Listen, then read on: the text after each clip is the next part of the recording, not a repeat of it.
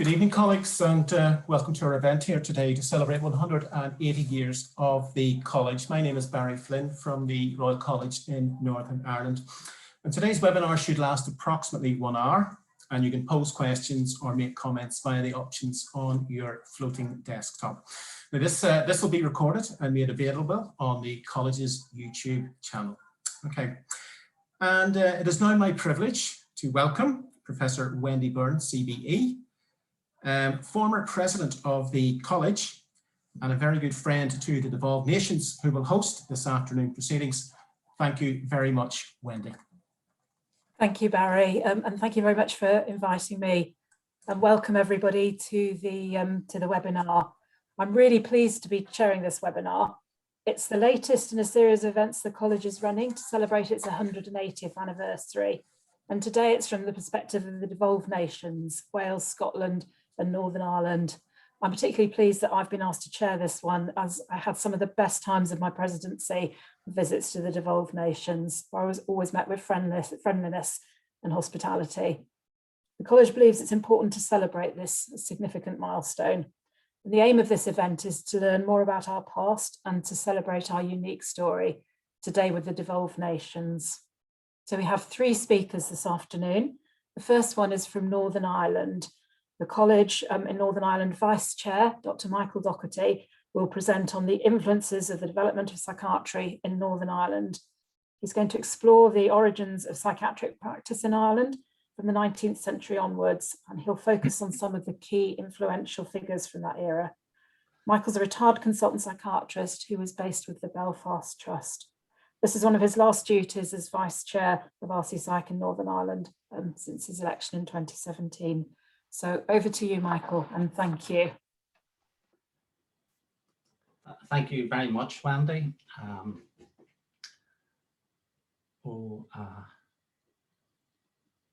Just waiting on the slides coming up. Thank you. I'm here to talk about the influences on the development of psychiatry in Northern Ireland. And I've selected 3 topics which I think are interesting and are important. The first is about the early development of mental health services. The second is about influential women in psychiatry.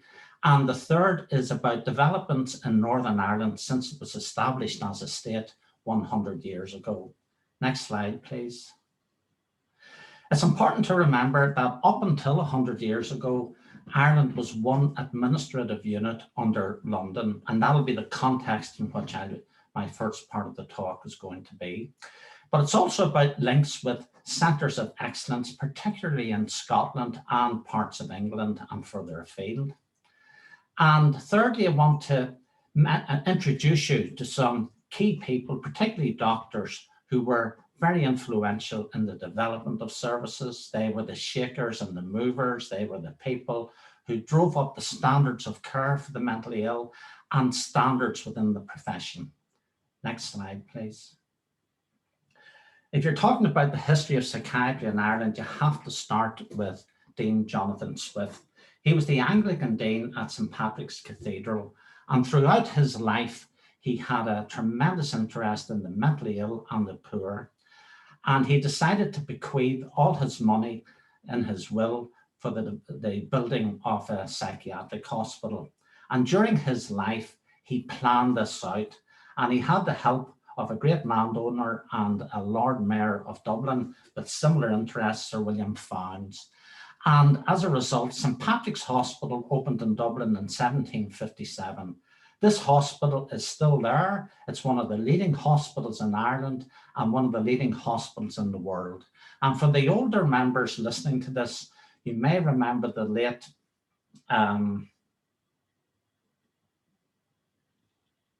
forgotten his name, sorry, who was Anthony Clare, Professor Anthony Clare, who was the professor at Barts, but he also did a lot of great work with the BBC, especially in raising the profile of psychiatry and the series In the Psychiatrist's Chair.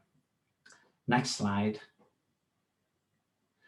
The next big development in Ireland was the opening of the Cork Asylum.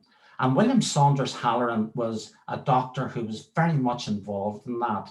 And he trained at the University of Edinburgh and came under the influence of William Cullen and developed the concept, who was developing the concept of neurosis and embracing the humanity of looking after people with mental illness and moral management. And this was also happening at the York Retreat in England and also in Paris by Pinel. But William Halloran not only introduced this good practice to the asylum, he also started to introduce academic rigor to the whole subject of psychiatry. And he published the first Irish textbook on psychiatry. And as part of that, he looked at what traditional treatments were being used and evaluated, in his opinion, what was good and what wasn't good. And at that time, he came down in favor of the swing chair techniques and some of the water techniques, but he was documenting all this. I asked Francis Mons at the library if we had an original copy of that book, but it wasn't there. But these old books are readily accessible through different publishers, and it really is very nice to read through them to get an idea of what people were thinking at the time. And even Pinel's translation in 1806 on the Treatise of Insanity is fascinating to read through. But next slide, please.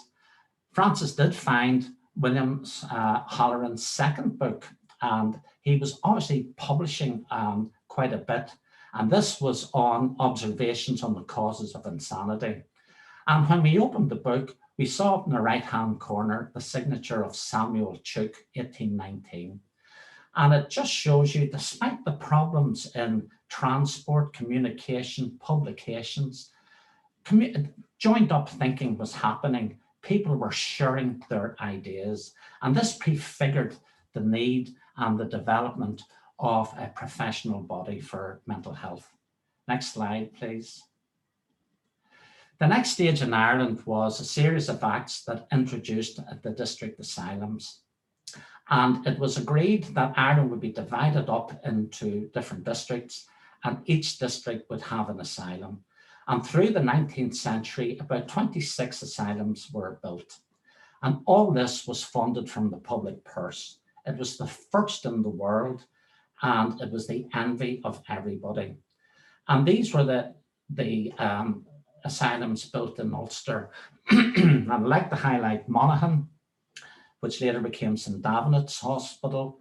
And this was the first villa system in Ireland, and in fact was one of the first villa systems in the British Isles. Most of the asylums at that stage were of a corridor design. Next slide, please. This is what the Belfast District Asylum looked like. Formidable buildings, and both in the Belfast, the Armagh, and the Londonderry asylums were on this style.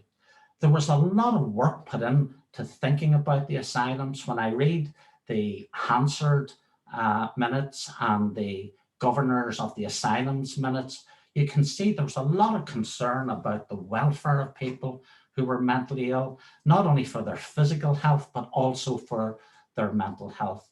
And these district asylums were, as the century progressed, became more crowded and often became overcrowded. Some had to be extended.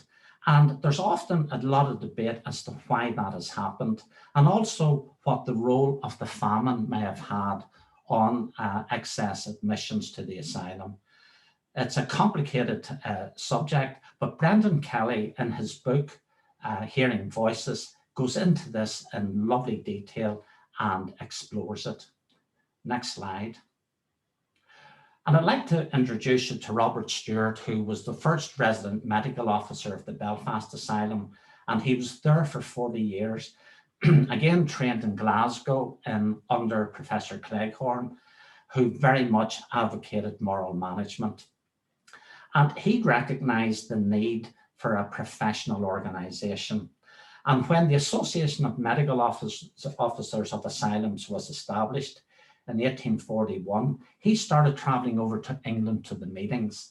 And then in 1847, he became the secretary of the Irish branch.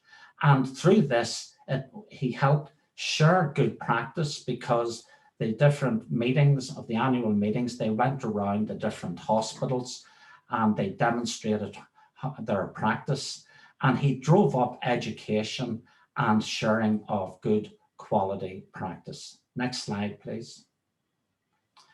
With regards to influential women in psychiatry, I have to start with Eleanor Flynn. She was born in Manchester but trained in Dublin and qualified in 1890. There's a lovely article on the college website about her life. And she became the first woman medical graduate in Ireland. And she obtained her MD degree in 1893.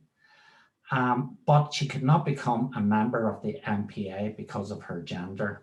It was the support of the medical superintendent for Grange Gorman in Dublin, where she was working, Dr. Conley Norman, who advocated on her behalf, and the rules were changed. And in 1894, she was admitted as a full member and the first woman member of the MPA. 2 years later, next slide, please,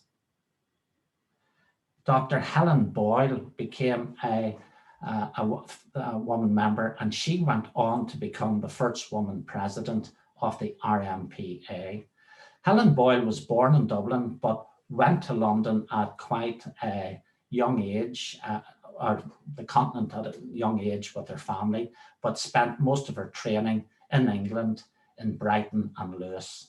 And she did some tremendous work. And again, there's a lovely article written about her life by Frances Mons and Fiona Subotsky in the library. And they have quotes that she made, and I just want to read one of them. Insanity begins before a person is insane, and it is then that recognition and skilled treatment are most valuable.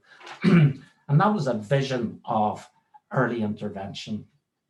I also want to mention Dame Fiona Caldicott, the late Dame Fiona Caldicott.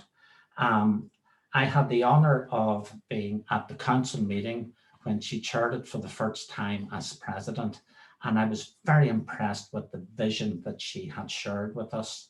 I reported back to our Northern Ireland executive, and her then chair, Dr. Ron Galloway, asked me to invite her over to Belfast. Now, this was at a time, although the troubles had improved, things were still not good.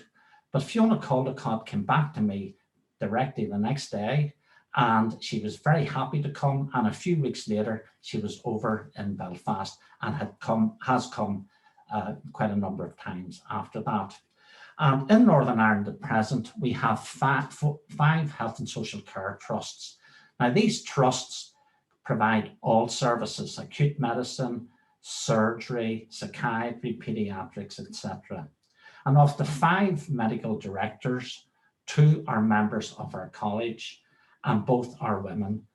Dr. Maria O'Kane in the Southern Trust and Dr. Catherine MacDonald in the Western Trust. Next slide. And the final topic is, this is the 100th anniversary of the establishment of Northern Ireland. And it's a time for reflection, but also a time for celebration of the good things that have happened. And one of the really good things is that a decision was taken in the early 70s to combine the structures of health and social care into our managerial system. And no one has ever looked back on that. It's absolutely excellent. And it also provided a great vehicle for mental health services, particularly for developing them into the community. And we have developed some good community mental health services, but we are behind the rest of GB. We have a relatively reduced funding for mental health services, but we are working between our Devolved Council and our local government, which I hope is still there at the end of the day. We're working on trying to improve the funding for services. The other challenge was the awful impact and legacy of the Troubles and over the last 50 years. And a clinical network for trauma has been set up and was driven by one of our members, Professor Kieran Mulholland, who is the clinical director for the service. We have been developing modern acute inpatient units, usually linked with general hospitals or close to them. We have a new mental capacity legislation, which is a fusion of mental health and capacity legislation. And this was driven by Roy McClelland, who received the Lifetime Award from the college 2 years ago. And one thing we've done very well in is involvement of patients and carers at all levels in the health service. Now, it still needs to be improved, but it has been embraced very well. Next slide. So that's a summary of the 3 topics I wanted to highlight. These are some of the acknowledgements. I would certainly recommend Professor Brendan Kelly's book and Roy McClelland's article on his inaugural speech as professor in 1988, which I attended. And I'd also like to thank Barry, who's coming to the end of his career with the college, and for helping me prepare this. Thank you.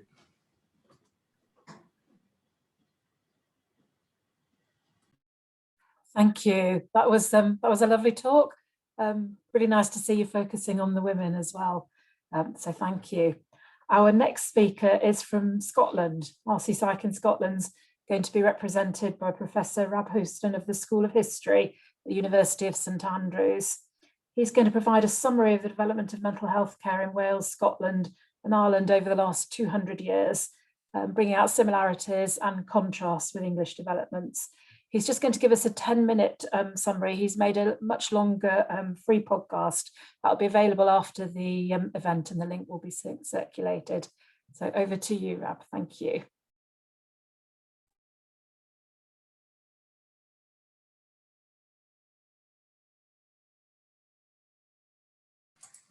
Professor Houston, you need to unmute, please.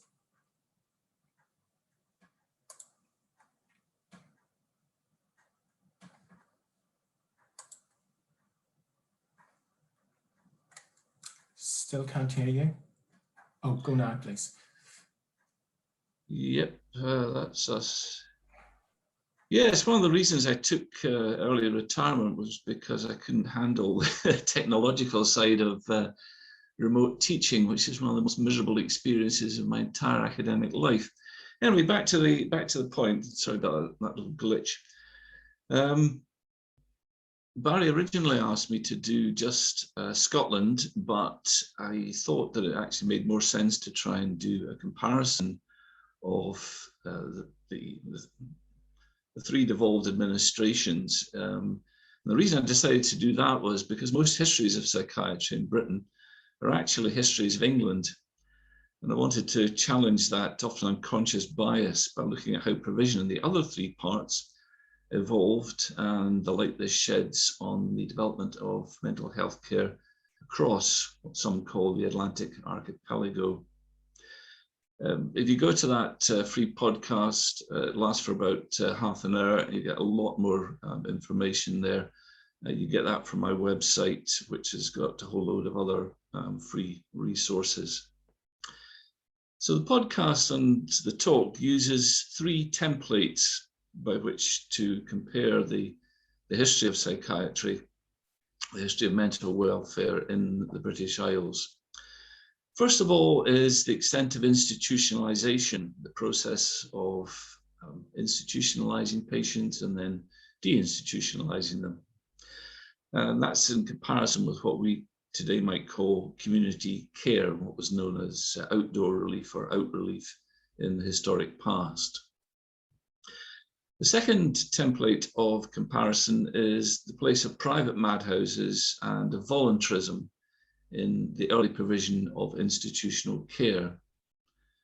Private madhouses were much more numerous in England than elsewhere in the UK, and their example was much more important to the development of public madhouses in the 19th century.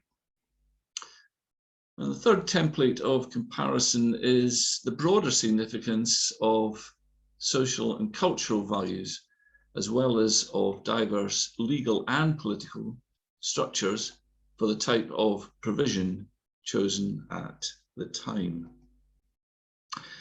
Now, what I've tried to do in the podcast is to show that the practical solutions to the universal issues caused by mental problems which were actually adopted in different parts of Britain and Ireland, were richly varied.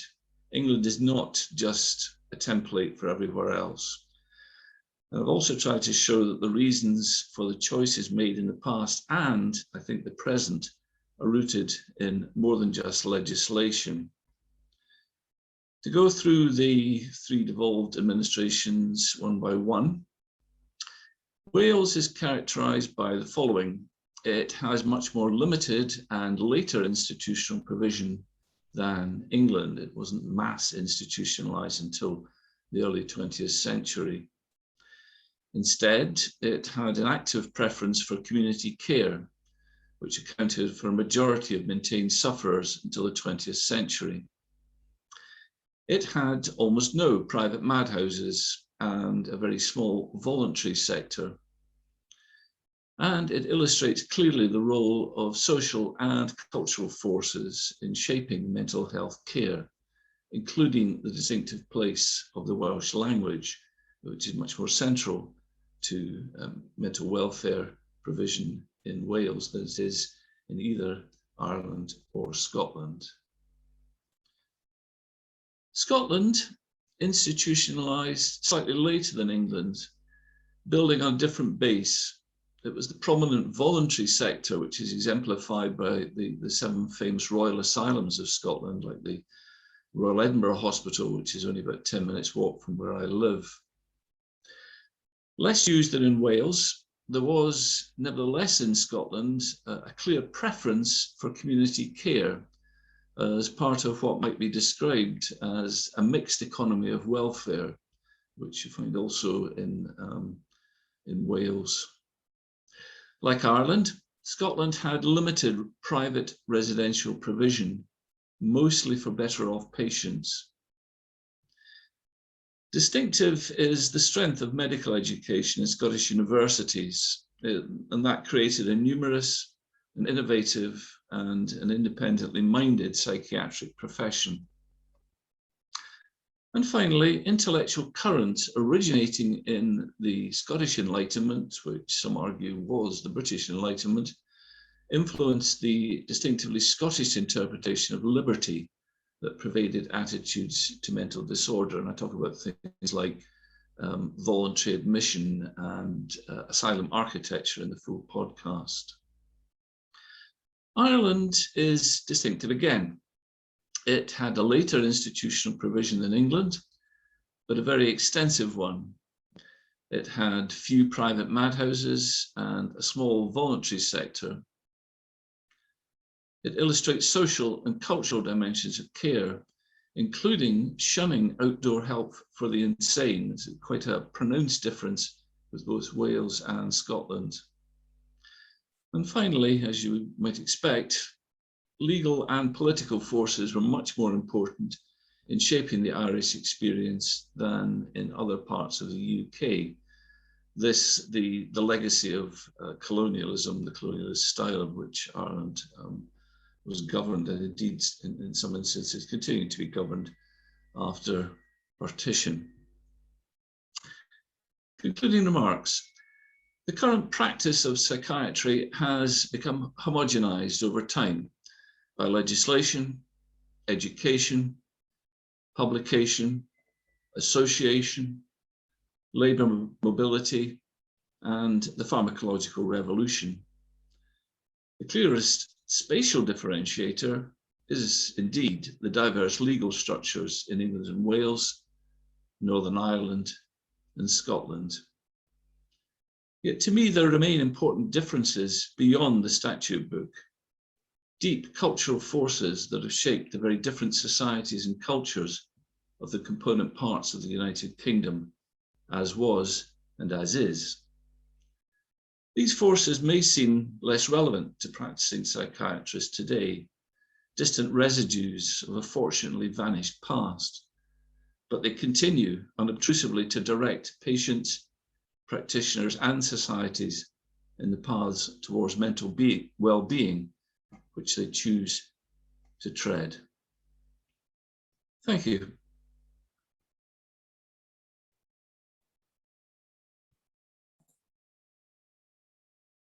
Thank you for that. I think you were wrong to retire because you can't teach remotely. You better go back and pick up your job again. That was really interesting. And there's a longer podcast, I think, isn't there? And that's going to be circulated, or the link to that will be circulated. And I'm looking forward to listening. So thank you. It goes live if my IT guy remembers to do it, it goes live at 6 o'clock. Right, sorry to interrupt. No, that's good to know. So thank you for that, and that will be circulated. And now move on to our third speaker. Last but not least, we have Rob Poole, who's a professor of social psychiatry in North Wales. And his talk has a Welsh name in, which I won't be able to pronounce, but I'll have a go. In Glyndwr's Stronghold, Psychiatry in North Wales, 1990 to 2021.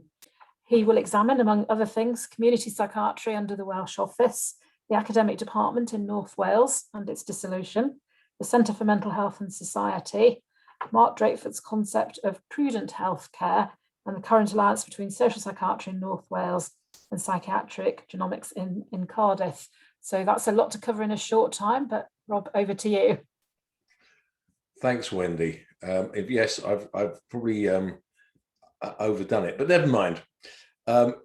So this is my talk is in Glyndwr's Stronghold for a reason, because as anyone can tell by listening to my accent, I'm not Welsh.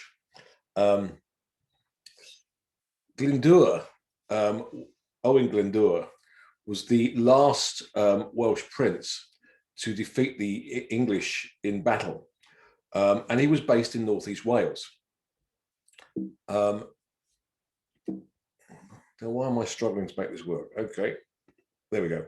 So if you look on the left, that's Denbighshire, and you can see from the inset where that sits within North Wales. And Glyndwr was based in Corwin, not in Snowdonia, as you might have supposed. And interestingly, the North Wales Hospital, which was the single inpatient facility until 1996 in North Wales, was in Denbigh. So there's a kind of a geographical coincidence.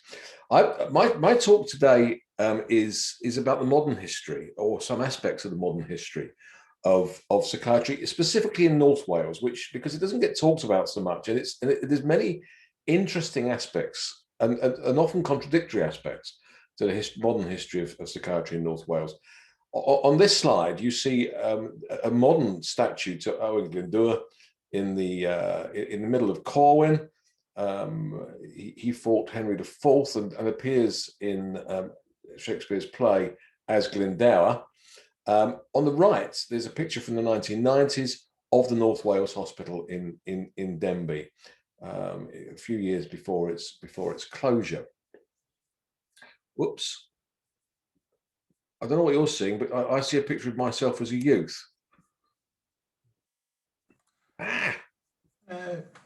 If you just go back, Professor Poole, maybe go forward again, see what happens. Oh, this is a rather fine historical picture of myself and my wife, which is my screen share, and was not intended to be shown to anyone. But there you go. Right. I can just see a blank screen. Oh, well, that's a relief, because we want to see the picture. Even by my standards, it would be a bit narcissistic to start showing snaps of myself in my youth. Whoops. Right. Okay. Are you seeing the slides now? Yes. Yeah. Good. So now the period I'm going to talk briefly about is 1992 to 2021.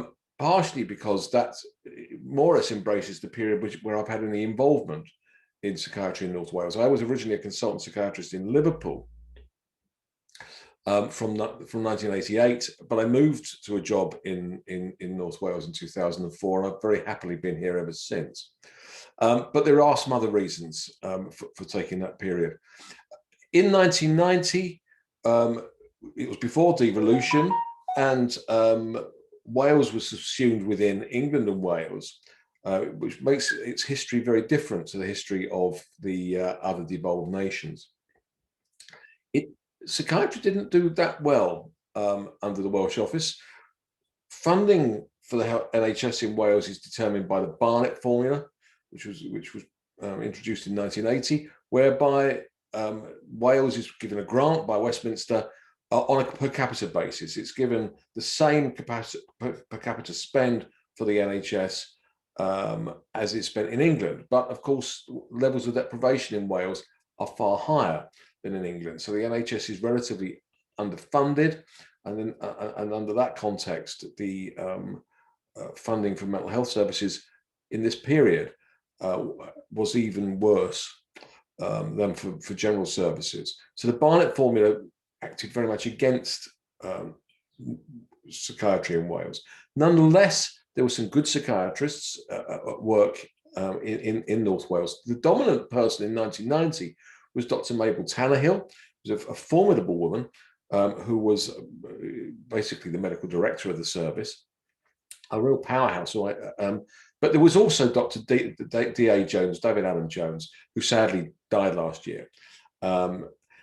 David was a really extraordinary character who had been a Plaid Cymru candidate in the 1964 general election, and who developed many services in North Wales. And there are many colourful stories about him. Amongst them, he was a helicopter pilot, and he had a strong interest in the mental health of service personnel. And on one occasion, he flew his helicopter. He told me this is true. He flew his helicopter into an army base without seeking permission first. Was arrested by the military police, marched to the commanding officer's office, where he was told if he did it again, they were going to shoot him down. And that wasn't untypical of David. At that time, training was linked to Liverpool.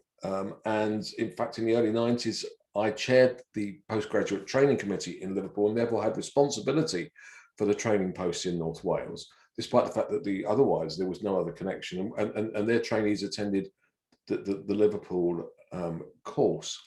I think that distant control over their training and placements didn't serve North Wales at all well.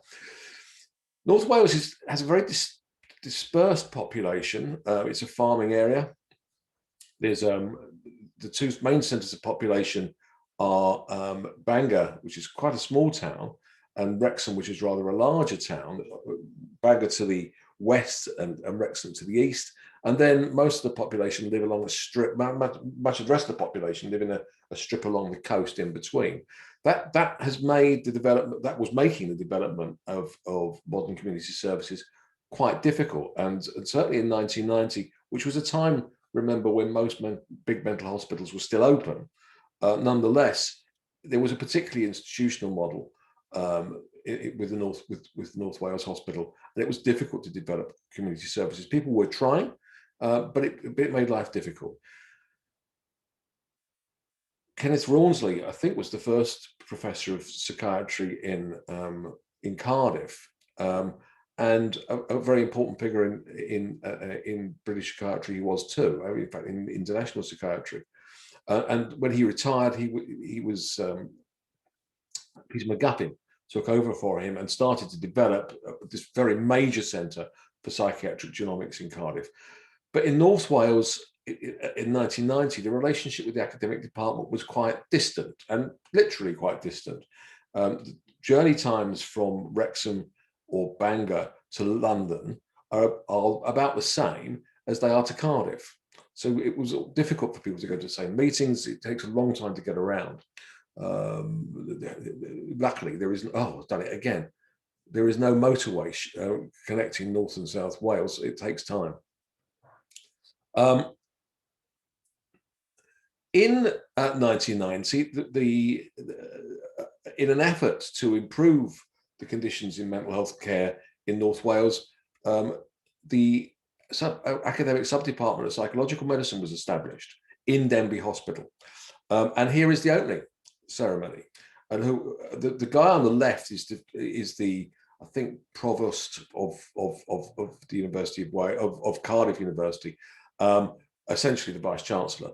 Next to him, we have a very young Peter McGuffin and a very young Greg Wilkinson, who went on to edit the British Journal of Psychiatry. In the middle, we have Andrew Sims. Then next to him is Mabel Tannehill. And next to her is David Healy, who was a senior lecturer in the department at that time.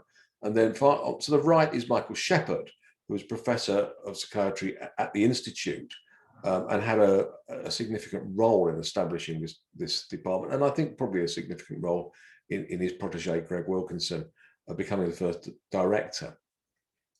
Now, the academic department has had a number of really good people move through it and trained a small number of good academics, but it really struggled to grow. And it has to be understood against the background of events over the last 21 years. So North Wales, historically, the work in North Wales has been in mining: slate, coal, tin, lead, gold. And all those industries have either disappeared or have become much, much smaller than they were. So the deindustrialization of North Wales has been important, and it's been one of the consequences of that has been an alteration in the demography of North Wales, which is very skewed towards older people. That has had all kinds of impacts upon who wants to live here, who chose, and the way that services have had to develop. In 1995, North Wales Hospital closed, and it closed without prior development of community services. Instead, 3 new units were built, one at each of the district general hospitals across North Wales. And along with that, the academic department was split into a north and into a west and an eastern arm. Distances involved are about 60 miles, so it's difficult to sustain a department across those distances. Meantime, the socio-economic impact of the closure of Denbigh Hospital on the town of Denbigh was awful. It was the main employer in Denbigh, and indeed, some years, I can't remember which year it was now, but it was either 2015 or 2010. I attended the reunion of Denbigh Hospital as a member of the band that played that night. It was massive turnout, and the mayor of Denbigh came on to talk about what a disaster community care was. And it reflected a real feeling around Denbigh that nothing had ever been the same after the closure of the mental hospital. But in 1996, devolution commenced. Now, because Wales had been subsumed within England and Wales, we've seen a very slow and gradual increase in Welsh autonomy and the powers, executive powers, of what was the Welsh Assembly and is now the Welsh Government. And in fact, in the first 14 years of devolution, there were 4 major NHS reconfigurations, which was understandable in the context of the changing political scene in Wales, but was pretty disruptive for the development of mental health services. Organisations were formed and then closed again and merged and unmerged. And then in 2010, in the face of continued, I think it's fair to say, frustration on the part of the Welsh Government, they introduced the mental health measure, Wales. And this was the first effectively act of Parliament, not an act of Parliament, but the equivalent, that the Welsh Government ever did. And it was a very unusual bit of legislation, very different to anything that's ever been introduced anywhere else in the world, because it introduced rights to patients that had nothing to do with detention. It introduced rights to patients, for example, to self-refer back to services within 2 years of discharge. It determined the nature of the kind of assessment people should have, and it was strongly influenced by the very influential voluntary sector in Wales. It was to some extent resisted, or some aspects of it was resisted by psychiatrists in Wales, who foresaw some unintended consequences, some of which arose and some of which didn't. It did generate an awful lot of paperwork, or has generated a lot of paperwork. It hasn't led to people being flooded out by people wanting to be reassessed over and over again, as some people feared it would. But it has made it more difficult to get into mental health services, although it must be said that's a problem that exists right across services across the UK. Oops, I seem to have skipped. Where was I? There, okay. When I was still working in Liverpool, I was asked to lead a Royal College of Psychiatrists External Clinical Advisory Service review of mental health services in Cardiff in the year 2000. It was the first such review that was done by that service, and it was mainly looking at the services in Whitchurch Hospital, though also in Surrey Hospital. It was interesting, but what really struck me was that it was like Whitchurch was rather like going back in time compared with what I was used to working in Liverpool. It was unreconstructed mental hospital care that reminded me not so much of how things were when I started as a trainee in psychiatry, but much more when I used to visit my aunt in Bexley Hospital in southeast London in 1968. We made a series of recommendations, and it was a well-received report. And that led me to be invited to lead a review in Northeast Wales in 2001, where things were very different. There was at that time, there was a Northeast Wales Trust. It was, in my view, a well-managed organisation.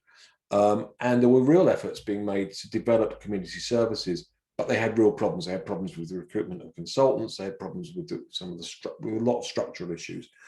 We made some recommendations, and they were followed. And I was so impressed that they followed the recommendations that when I decided I needed to leave Liverpool, I chose to come to Northeast Wales, and have not regretted that choice.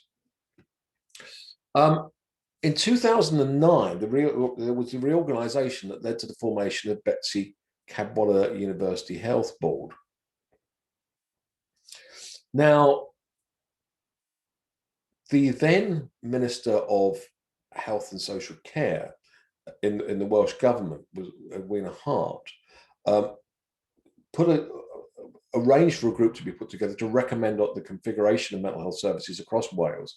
It was a group I served on. And we basically recommended that there should be either one or two Wales-wide mental health organisations. She wasn't happy with that. She ordered a second review, and what was formed were the health boards that we see today, and they're very like area health authorities that existed in England when I started in the health service in 1974. They cover primary care, secondary care, everything. As has always been the case for mental health services, it is difficult to get attention if you're in with absolutely everything else, and that's certainly been true of the services in North Wales, except when there's been trouble. On the positive side, from my personal point of view, when I took up my current chair, they supported the formation of the Centre for Mental Health and Society, which has flourished, and they supported it financially. But on the other hand, it brought together three other organisations that had very different cultures and very different financial situations, and they took the opportunity to look for efficiencies of scale, therefore reducing the number of managers in a way that really wasn't very helpful. There was huge conflict between the first chairman and the chief executive that led to an inquiry, and both resigned. And there have been many, many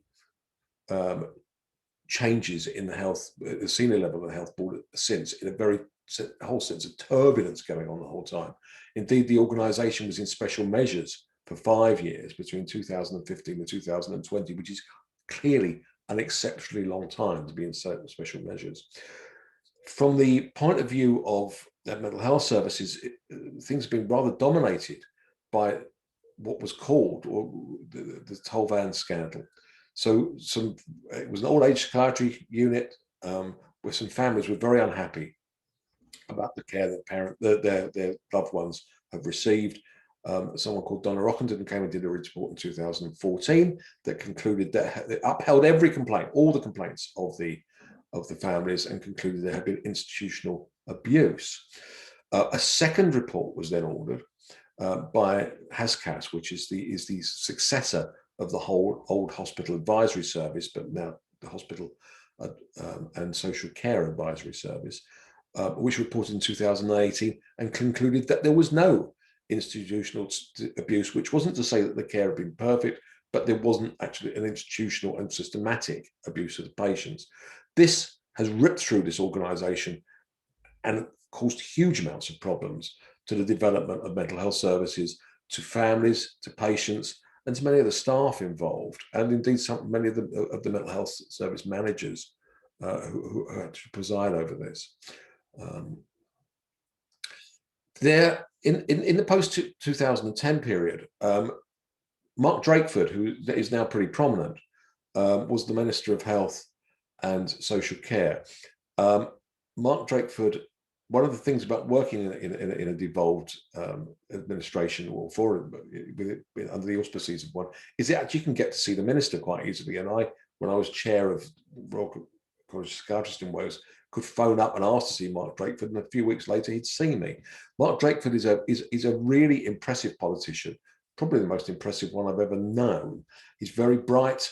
It isn't surprising that he has made such a good show of managing the response to the pandemic in Wales. Our chief medical officer was Ruth Hussey, who had been director of public health in Liverpool, but comes from North Wales, and was an impressive CMO in Wales.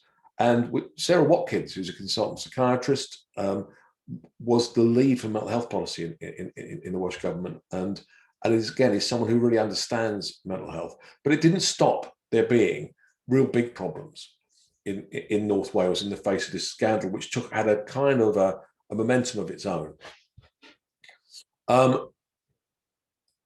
Giles Harborne was a medical manager in mental health services in North East Wales, who had strove for many years to develop services for people with long-term psychosis, to develop community services, but he was a victim really of that scandal. Although Giles is around and still working, Alberto Salmaraghi is now the medical director in North Wales, and I have to say has made a really good show of, for example, for the first time getting more or less full consultant staffing in North Wales, and starting to turn what was a rather damaged ship, get it sailing in the right direction, with the help of in the background, some of this constant turnover of actual professional managers.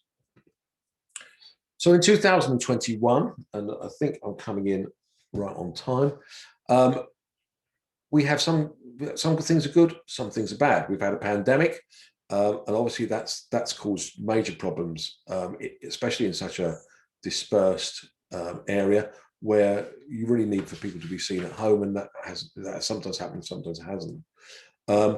We have the Centre for Mental Health and Society, which we had a chair, professor in North East Wales, who left, I think, in 2006. The chair felt empty for a long time. I eventually was appointed to that chair in 2009.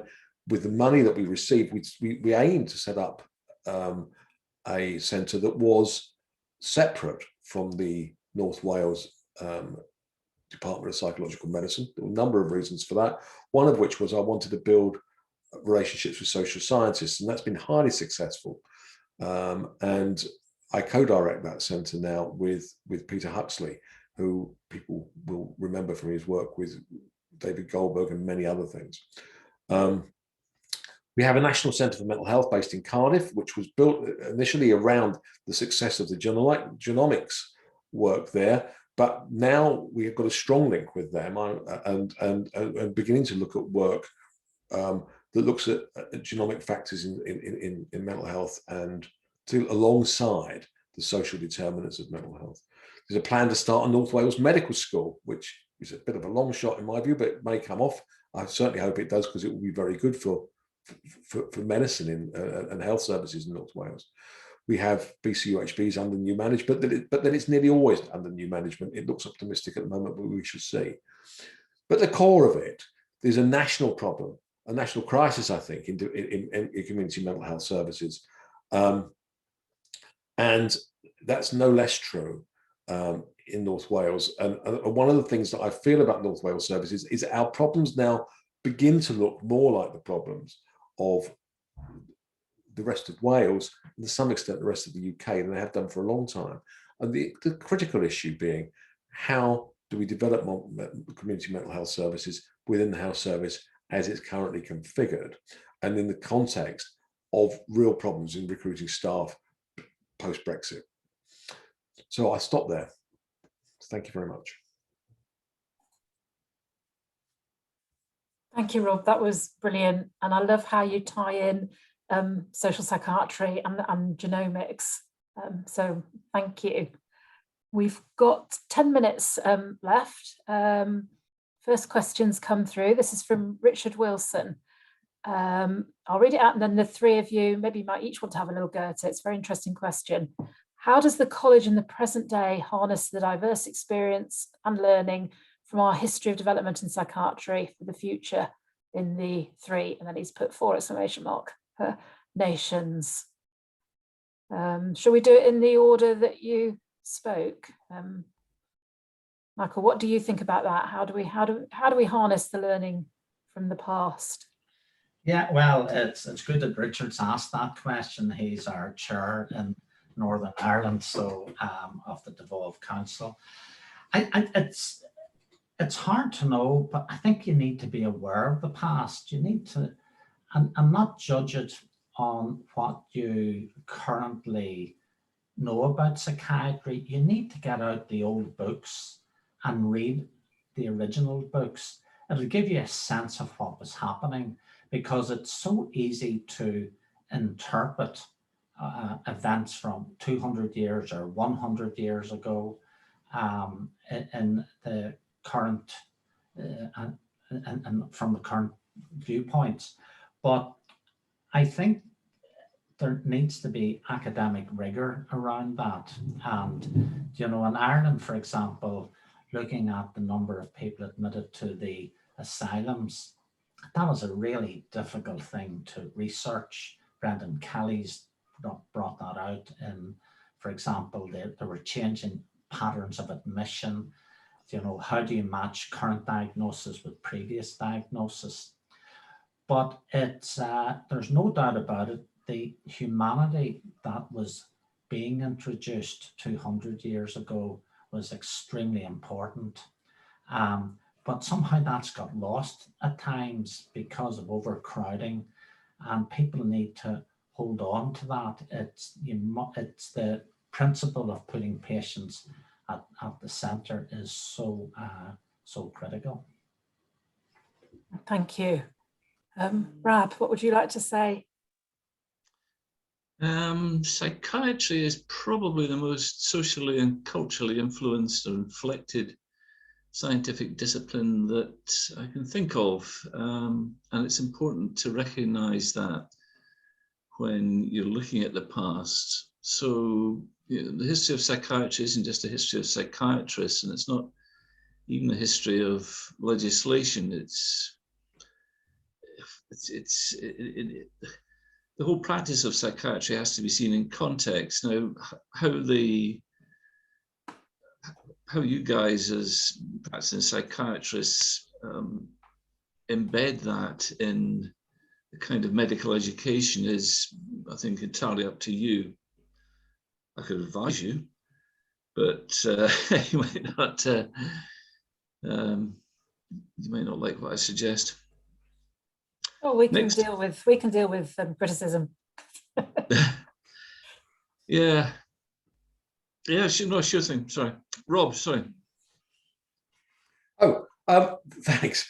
Well, I think the first thing is there are some very obvious lessons that we've seen that we don't put strongly enough to policymakers, I think.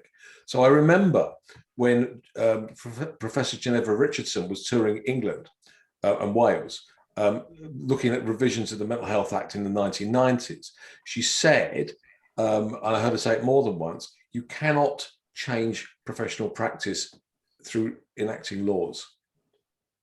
And in fact, then we saw with the mental health measure in Wales an attempt to do exactly that. And of course, it didn't work. Similarly, when we look at the impact of the National Service Framework in England and the separate National Service Framework in Wales, they had impacts that were not intended. One of which was that funding was tied to particular developments, which then neglected the core service. So money came in, but it went in funny ways, and it drew staff from one bit of the service to another. One of the lessons we need to learn is that sitting down and writing on a bit of paper the way that services should look is not the best way of developing mental health services. That's the first thing, and that we should be really trying to draw that to the attention of policymakers who aren't just lawmakers. Policymakers, there are many people who make policy. The second thing is, and it's actually something I've written something about recently, is that we need to engage as a profession with social theory, because social theory affects what we do in a very tangible way. If we just look at the way that neoliberalism has affected our services, we now have got these commodified services that follow this kind of assessment, intervention, discharge model, which doesn't work very well for lots of people with mental health problems. We need to understand what's driving those kind of developments in order to point out why they're not working. Similarly, we've never addressed properly, we have not comprehensively addressed some of the valid criticisms that have been made against us that come from, it's to some extent driven by social theory, but also by social movements. So one of the very good things that you did, Wendy, what happened under your presidency was the apology for aversion therapy for sexual orientation. We've also had we've had acknowledgement of structural racism in mental health services, which is a good start. But we need to engage with some of this stuff if we're going to make alliances with the people we need to make alliances with to develop mental health services in a constructive way. Too often, psychiatry is sat as a monolithic, conservative force, and therefore has been seen as part of the problem, not part of the solution. I think that's absolutely true, Rob. I agree with everything that you said, and you cannot design services not on a piece of paper now, it's designed on a spreadsheet now. But we're still trapped in that with people who aren't out there on the ground delivering services. They are not co-produced on the ground, are they? As they should be. I think in my career we've gone a long way forward and a long way backwards again, and I think, you know, if you speak to service users, they are no happier now than they were when I started out. And we need to learn that, don't we? And learn so. from the past. So we've come to the end of our allocated time. It's always a shame that you can't have a clap with these remote things, but I'm sure people are clapping for you in their head. So thank you all three for your contribution. It's been really interesting. Thank you. Thank you very much. Great pleasure. Bye.